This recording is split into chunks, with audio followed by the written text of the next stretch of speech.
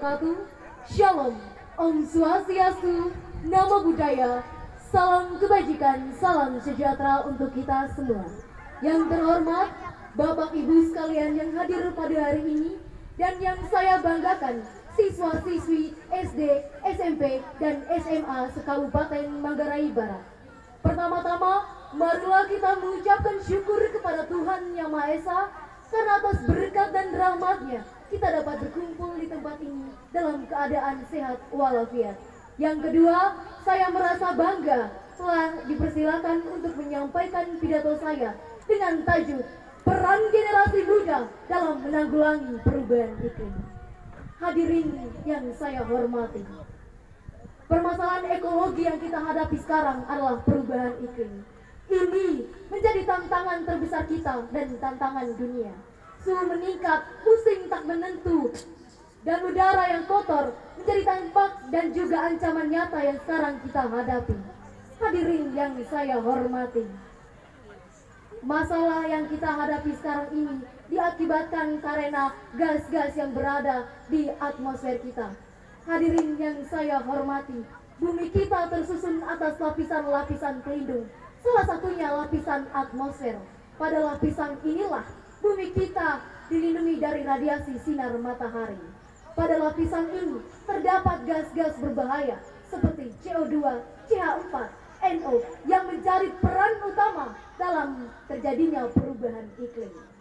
Hadirin yang saya hormati, lantas dari manakah gas-gas ini berasal? Gas-gas ini berasal dari aktivitas kita manusia. Dengan apa saja? Yang pertama, penebangan pohon sehingga CO2 tidak dapat diserap lagi. Penggunaan pupuk kimia sehingga menghasilkan gas NO yang sangat berbahaya bagi manusia.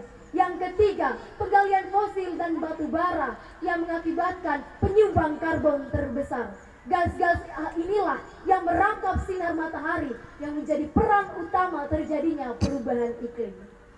Hadirin yang saya hormati, kita telah tumbuh dengan kehangatan bersama bumi. Di saat nafas masih segar, langit masih biru, burung masih berkicauan. Namun, semuanya terasa jauh. Suhu mulai meningkat, udara menjadi kotor, wabah penyakit dan bencana yang silih berganti. Ketahuilah, bumi kita sedang tidak baik-baik saja. Secara tidak langsung, kita telah membunuhnya. Perlahan namun pasti. Hadirin yang saya hormati, perlu ada kepekaan dan rasa peduli kita terhadap bumi ini. Ketika ditanya, siapa yang akan menjaga bumi kita? Tentu, kita generasi muda lah jawabannya. Kitalah yang akan menentukan bumi kita di masa mendatang.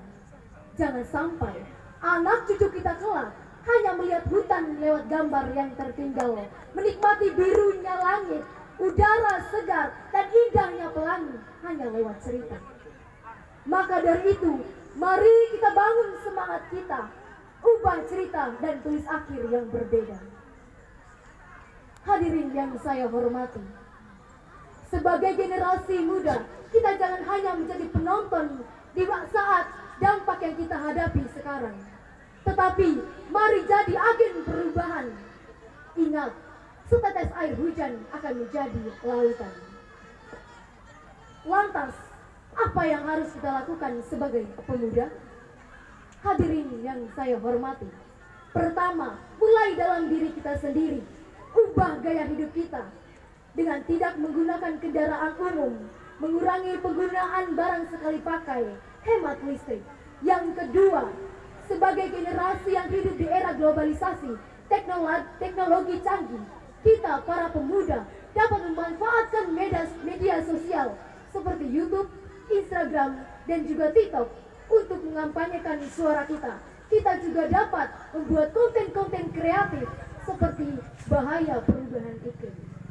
Yang ketiga, sebagai generasi yang kreatif dan juga berani beraksi, mari kita lakukan gebrakan-gebrakan muda. Yang pertama, bank sampah, pengelolaan sampah, sosialisasi, dan juga gebrakan pemuda bebas kimia. Dengan ini, kita dapat membantu para petani mengurangi penggunaan pupuk. Ingat, apa lakukan hari ini menentukan bumi di masa mendatang. Hadirin yang saya hormati, saya yakin dan percaya dengan semangat dan juga berani beraksi kita para pemuda, kita mampu merubah dunia. Maka dari itu, mari kita melakukan kegiatan kreatif, bangkitkan semangat kita, mari menjadi penerus dunia.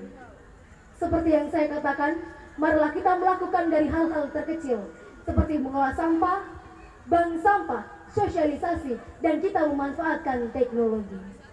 Hadirin yang saya hormati, sebelum saya mengakhiri pidato ini, saya memohon maaf apabila ada kata yang tidak berkenan di hati para sekalian.